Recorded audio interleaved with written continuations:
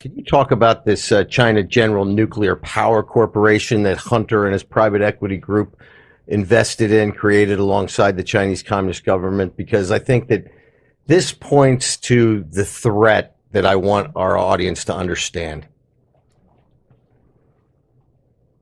Right. Well, when Hunter ends up getting $1 billion and then $1.5 billion from the Chinese, they then proceed to move ahead with a whole series of initiatives. In some cases, they invest in existing companies. In some cases, they stand up companies whole cloth. One of them is this China General Nuclear Corporation that's created.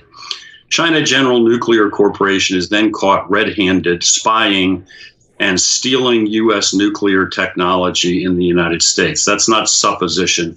One of their guys was arrested, confessed, he was indicted. He went to prison for a couple of years, presumably 2 years only, because he rolled over and talked to the FBI and gave them what they wanted. So here is a company that Hunter Biden has created that is now involved in espionage on U.S. soil.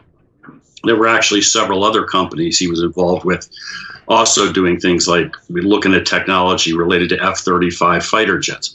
And all of this brings us to another significant piece of this, which is, if Joe Biden wants us to believe that somehow or another he had no involvement in this, he's pure as the driven snow, he has no clue what his son is up to, then what would be the reaction of the sitting vice president when he discovers that his son is up to his eyeballs in an espionage operation with the People's Republic of China? If he's really clean in all this, wouldn't there be a firestorm that ensued? Wouldn't he come down on his son like a ton of bricks?